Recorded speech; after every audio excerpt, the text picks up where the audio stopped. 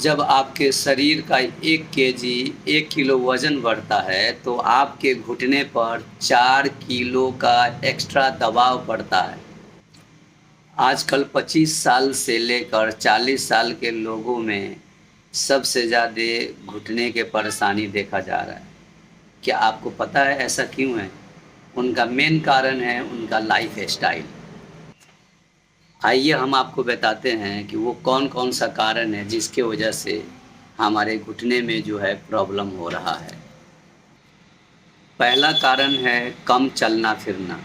हम दिन भर मोबाइल, कुर्सी, बाइक पर रहते हैं, जिसके परिणाम स्वरूप हमारे जोड़ों के आस-पास में जो मांसपेशियाँ है वो कमज़ोर होने लगती है और इसके वजह से हमारे घुटने पे बहुत ज़्यादा भार पड़ता है।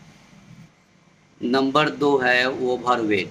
जब आपके शरीर का 1 केजी वज़न बढ़ता है, तो आपके इस घुटने पर 4 केजी एक्स्ट्रा भार पड़ता है, जिसके वजह से इसके जो कार्टिलेज है, उसका जो क्यूशन है, इस क्यूशन में जो है स्लोली, प्रोग्रेसिवली इसमें डैमेज होने लगता है और इसमें प्रॉब्लम आने लगता है।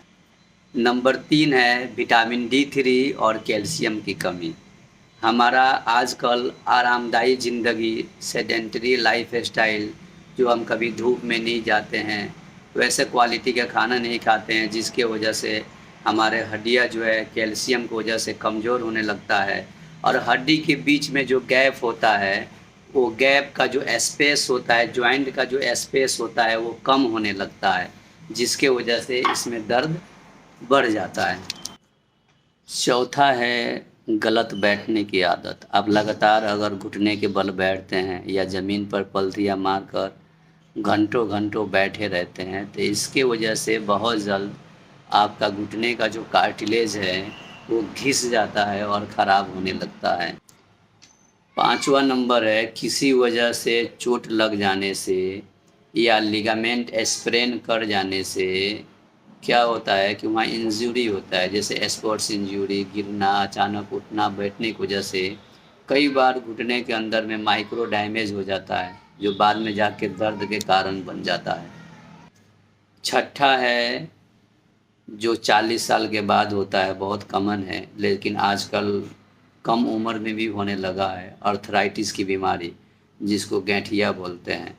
इसमें क्या होता है कि हमारे जॉइंट के आसपास के जो टिश्यू हैं, उसमें स्वेलिंग आने लगता है, इन्फ्लेमेशन हो जाता है और कुछ जेनेटिक भी होता है।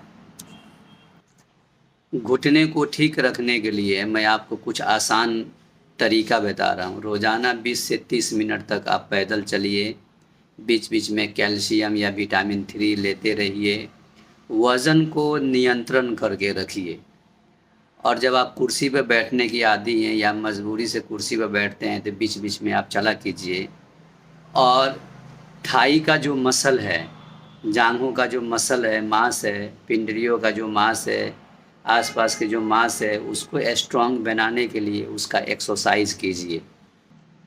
अगर आप घुटने के दर्द से परेशान हैं, तो एक बार आप अवश्य हमारे क्लिनिक में आएँ। नेचुरल तरीका के द्वारा हम यहाँ इलाज करते हैं, जिसका कोई साइड इफ़ेक्ट नहीं है।